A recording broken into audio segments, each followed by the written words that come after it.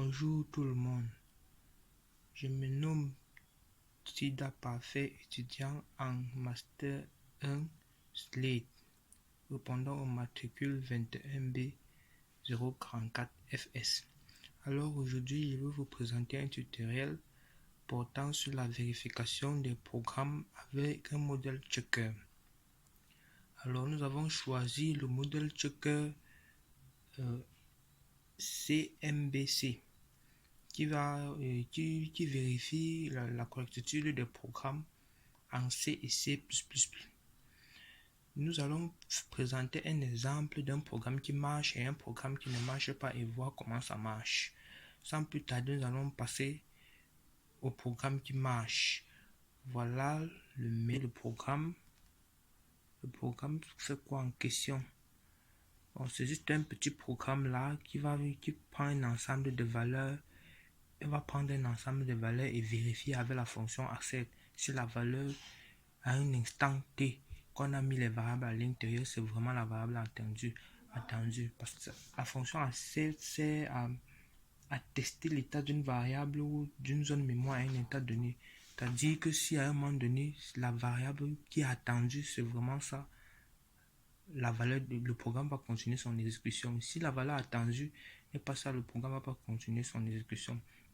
Dans le programme que vous avez sur vos yeux, nous avons un INX, un INY qui prend 8, un Z qui prend 0 et un W qui prend 0 également.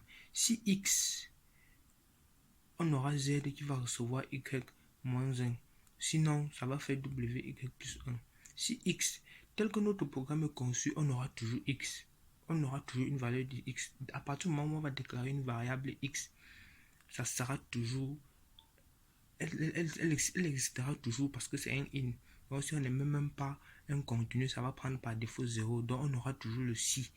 Et si à partir du moment où on a toujours le si, ça veut dire qu'on va entrer dans le if.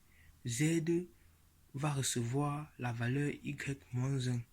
C'est-à-dire la nouvelle valeur de y va être 7.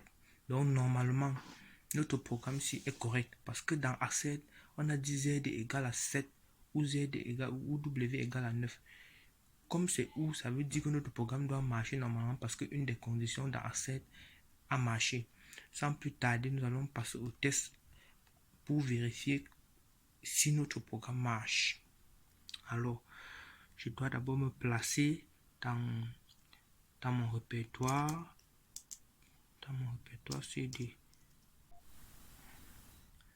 Donc, je me place dans le dossier contenant mon fichier de mon programme dont je vais exécuter et je tape la commande cbmc main.c.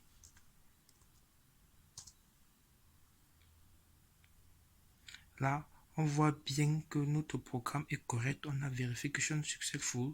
Normalement on voit bien que notre programme marche, il n'y a pas de problème. Passons tout de suite au deuxième modèle qui ne marche pas. Voici donc notre deuxième exemple qui va nous présenter le programme qui normalement, après vérification avec notre modèle checker, devrait retourner une valeur fausse, une verification fault. Alors normalement, pourquoi est-ce que notre programme doit être faux à la fin? Regardez le INX. C'est tout un ensemble de valeurs, de variables que nous avons initialisées. Si if x, on aura toujours le if x, donc on entrera toujours dans le z reçoit y moins 1, c'est-à-dire 8 moins 1 qui vaut 7. Or, dans le A7, z atteint 5. Or, normalement, ça devrait être 7.